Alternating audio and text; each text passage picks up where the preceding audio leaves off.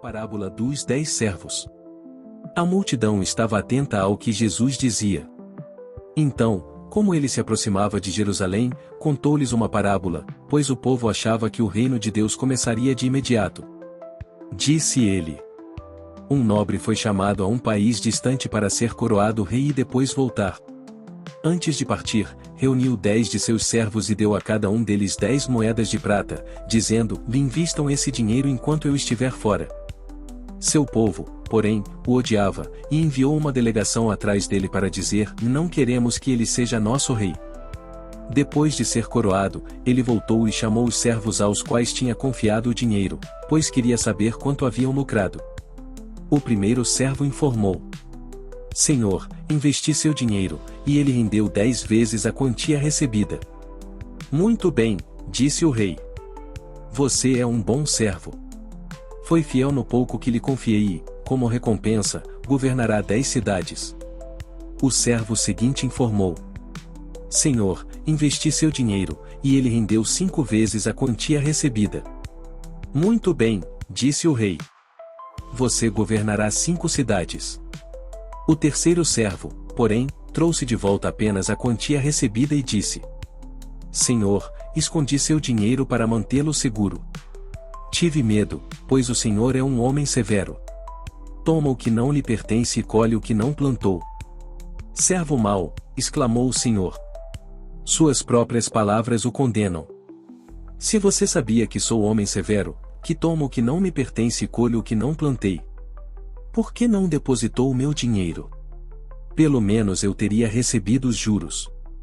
Então, voltando-se para os outros que estavam ali perto, o rei ordenou: tomem o dinheiro deste servo e deem ao que tem 10 moedas. Mas senhor, disseram eles, ele já tem 10. Então o rei respondeu: sim, ao que tem, mais lhe será dado, mas do que nada tem, até o que tem lhe será tomado. E, quanto a esses meus inimigos que não queriam que eu fosse seu rei, tragam-nos aqui e executem-nos na minha presença. Lucas 19. 11 ao 27. No último versículo dessa parábola de Lucas, Jesus Cristo está falando do fim dos tempos, quando todos, pequenos e grandes, ricos e pobres estarão diante dele no julgamento final. Em Apocalipse 20. 11 ao 15, está escrito: vi um grande trono e aquele que estava sentado nele. A terra e o céu fugiram de sua presença, mas não encontraram lugar para se esconder. Vi os mortos, pequenos e grandes, em pé diante do trono de Deus. E foram abertos os livros, incluindo o livro da vida. Os mortos foram julgados segundo o que haviam feito, conforme o que estava registrado nos livros. O mar entregou seus mortos, e a morte e o mundo dos mortos também entregaram seus mortos. E todos foram julgados de acordo com seus atos. Então a morte e o mundo dos mortos foram lançados no lago de fogo. Esse lago de fogo é a segunda morte. E quem não tinha o nome registrado no livro da vida foi lançado no lago de fogo. Em João 5, lê-se a autoridade de Jesus, dada por Deus Pai, para julgar a humanidade. Em João 5. 16 ao 47. Jesus afirma ser o Filho de Deus. Então os líderes judeus começaram a perseguir Jesus por não respeitar as regras do sábado. Jesus, porém, disse: meu Pai sempre trabalha, e eu também.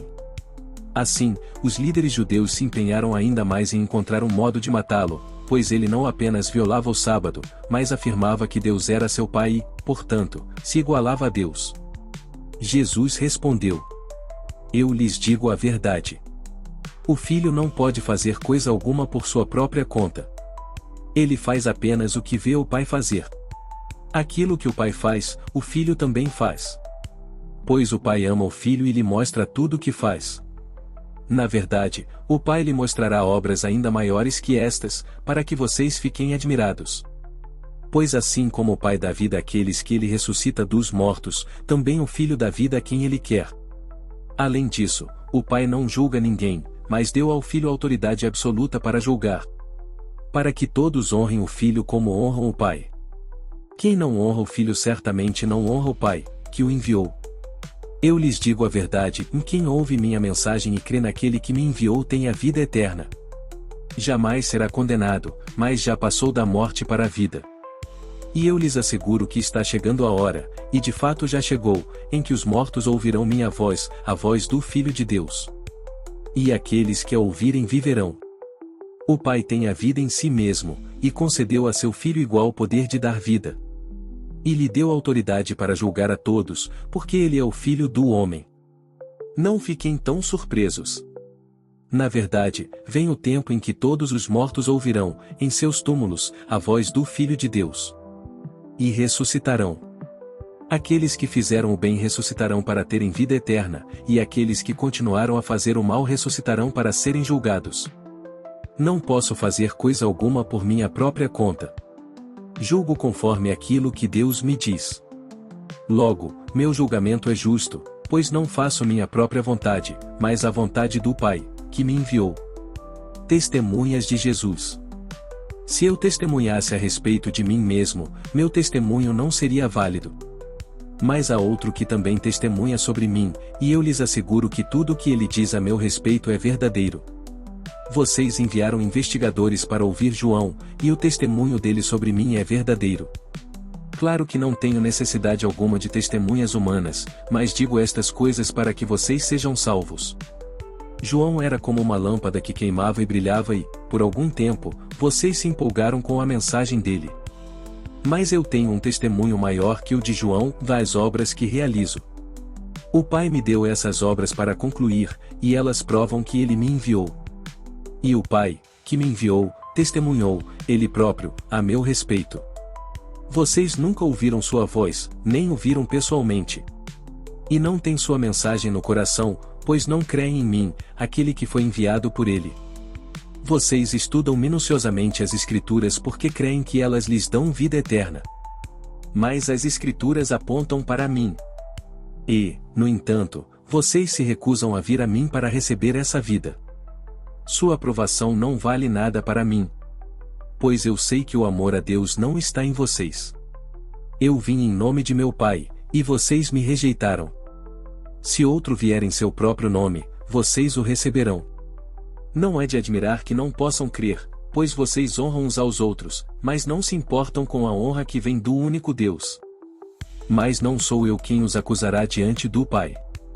Moisés os acusará. Sim, Moisés, em quem vocês põem sua esperança. Se crescem, de fato, em Moisés, creriam em mim, pois ele escreveu a meu respeito. Contudo, uma vez que não creem naquilo que ele escreveu, como crerão no que eu digo? Em Atos 10. 34 ao 43. Está escrito. Então Pedro respondeu: Vejo claramente que Deus não mostra nenhum favoritismo. Em todas as nações ele aceita aqueles que o temem e fazem o que é certo. Esta é a mensagem de boas novas para o povo de Israel. A paz com Deus por meio de Jesus Cristo, que é Senhor de todos. Vocês sabem o que aconteceu em toda a Judeia, começando na Galileia, depois do batismo que João proclamou. Sabem também que Deus ungiu Jesus de Nazaré com o Espírito Santo e com poder. Então Jesus foi por toda parte fazendo o bem e curando todos os oprimidos pelo diabo, porque Deus estava com ele.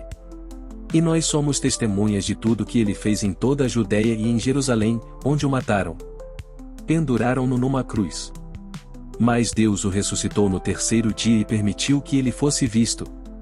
Não por todo o povo, mas por nós que fomos escolhidos por Deus de antemão para sermos suas testemunhas. Nós fomos os que comemos e bebemos com ele depois que ele ressuscitou dos mortos.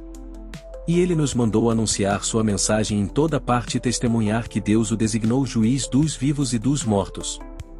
É a respeito dele que todos os profetas dão testemunho, dizendo que todo o que nele crer receberá o perdão de seus pecados por meio de seu nome.